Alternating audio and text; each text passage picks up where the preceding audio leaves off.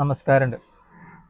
നമ്മളിപ്പോൾ ഈയിടെയായിട്ട് കാണുന്നൊരു പ്രവൃത്തിയാണ് ബസ്സുകാരെ ഇടയ്ക്കിടയ്ക്ക് കുറ്റം പറയുക, അല്ലെങ്കിൽ ബസ്സുകാരെ പൂർണ്ണമായിട്ടും കുറ്റപ്പെടുത്തുക. ബസ്സുകാരെന്ന് ഉദ്ദേശിച്ച ബസ് ഡ്രൈവേഴ്സാണ് കേട്ടോ, ബാക്കിയുള്ളവർ ജനങ്ങൾക്ക് ഒന്നും ചെയ്യാറില്ല എന്നാണ് അറിഞ്ഞത്.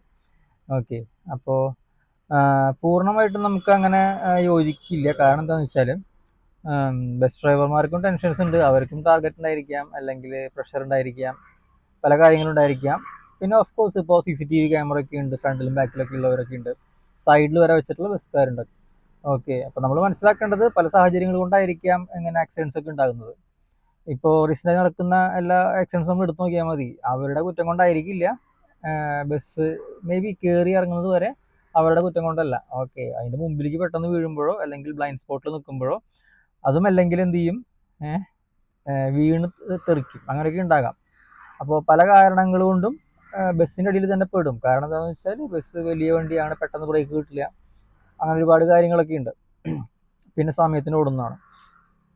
പിന്നെ എനിക്ക് പറയാനുള്ള സജഷൻസ് ബസ് ഡ്രൈവർമാരോടാണ്, പ്ലസ് മുതലാളിമാരോടും. കാരണം മുതലാളിമാർ ഹാൻഡിൽ ചെയ്താൽ എന്ത് പറ്റില്ല, ഒരുപാട് അശ്രദ്ധകൾ ഒഴിവാക്കിയാൽ ഒരുപാട് ഗുണങ്ങളുണ്ടായിരിക്കും, ആർക്ക്, നിങ്ങൾക്കും ജനങ്ങൾക്കും. ഓക്കെ, കാര്യം എന്താണെന്ന് വെച്ചാൽ നിങ്ങളുടെ എല്ലാ ബസ്സിലും എന്താ ഉണ്ടായിരിക്കും, ഇൻഡിക്കേറ്റർ ഉണ്ടായിരിക്കും അല്ലേ, ഇൻഡിക്കേറ്റർ ഹോണൊക്കെ ഉണ്ടായിരിക്കും. അപ്പോൾ എന്ത് ചെയ്യുക, വണ്ടി നിർത്തുന്നതിന് മുമ്പ് ഏത് ഇൻഡിക്കേറ്റർ ഇടണമെന്ന് ഡ്രൈവർമാർ പഠിച്ചിട്ടുണ്ടായിരിക്കും. വലത്തോട് എടുക്കുന്നതിന് മുമ്പ് അല്ലെങ്കിൽ ബസ് നിർത്തിയതിന് ശേഷം എടുക്കുന്നതിന് മുമ്പ് എന്ത് ചെയ്യണം, ഇൻഡിക്കേറ്റർ ഇടണം എന്നുള്ളത് ലൈസൻസ് എടുക്കുമ്പോൾ നമ്മൾ എന്ത് ചെയ്യുന്നുണ്ടാവും, പഠിച്ചിട്ടുണ്ടായിരിക്കും. ഇതൊക്കെ ഒന്ന് ഉപയോഗിക്കുക. ഇനിയിപ്പോൾ വർക്ക് ചെയ്യാത്ത ഇൻഡിക്കേറ്ററൊക്കെ ആണെന്നുണ്ടെങ്കിൽ നന്നാക്കുക, ഹോണൊക്കെ ഉണ്ടെന്നുണ്ടെങ്കിൽ ആവശ്യത്തിന് ഉറപ്പ് വരുത്തുക, വൈപ്പർ വർക്ക് ചെയ്യണമെന്ന് ഉറപ്പ് വരുത്തുക. ഇതൊക്കെ പറയാൻ കാരണം എന്താണെന്ന് വെച്ചാൽ ഓബ്വിയസ്ലി നമുക്ക് മുഴുവനായിട്ട് കുറ്റം പറയാൻ പറ്റില്ലെങ്കിലും മിക്ക ഡ്രൈവേഴ്സ് എന്ത് ചെയ്യുന്നില്ല, ശ്രദ്ധിക്കുന്നില്ല.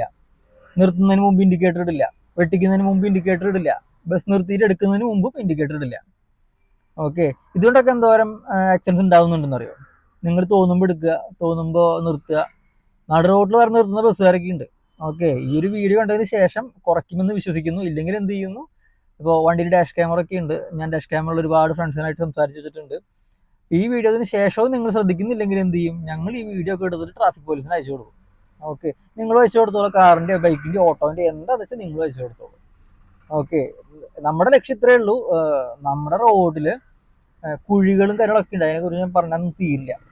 പക്ഷെ എന്ത് ചെയ്യുക, ശ്രദ്ധിച്ച് വണ്ടി ഓടിക്കുക. ഇപ്പോൾ പൊതുവെ കണ്ടുവരുന്ന കാര്യമാണ്, കുഴി കാണുമ്പോൾ അങ്ങോട്ടും ഇങ്ങോട്ടും വെട്ടിക്കില്ല. അത് ബസ്സുകാരും ഉണ്ട്, കാറുകാരും ഉണ്ട്, ബൈക്കുകാരും ഉണ്ട്, ഓട്ടോക്കാരും ഒക്കെ ഉണ്ട്. ഓക്കെ, ഇപ്പോൾ നമ്മൾ ഈ വീഡിയോയിൽ ബസ്സുകാരെ കുറിച്ചാണ് കൂടുതൽ ചർച്ച ചെയ്യുന്നത്. അപ്പോൾ നിങ്ങളും ശ്രദ്ധിക്കേണ്ട കാര്യങ്ങൾ നിങ്ങൾ ശ്രദ്ധിക്കണം. എന്നിട്ടും പറ്റുന്നതിനാണ് നമുക്ക് എന്ത് ചെയ്യാൻ പറ്റുള്ളൂ, നമുക്ക് ഇതിന് സംസാരിക്കാൻ പറ്റുള്ളൂ. ഓക്കെ, ഇപ്പം ഇന്ന് റീസെൻ്റ് ഉണ്ടായ കാര്യം എന്താ വെച്ചാൽ, ഒരു ബസ് സ്റ്റോപ്പിൽ നിർത്തും. ബസ് സ്റ്റോപ്പ് ഒന്നും പറയാൻ പറ്റില്ല, നട റോഡിൽ തന്നെ. ഒതുക്കാൻ സ്ഥലമൊക്കെ ഉണ്ട്, ഒതുക്കിയിട്ടില്ല. എന്നിട്ട് എന്ത് ചെയ്യുന്നു, ഒരു കാറ് ബാക്ക് എടുത്തിയപ്പോൾ പെട്ടെന്നുണ്ട് ബസ് എടുത്തു. അതും നേരെയല്ല എടുക്കണേ, വലത്തോട്ട് ഒറ്റ എടുക്കല.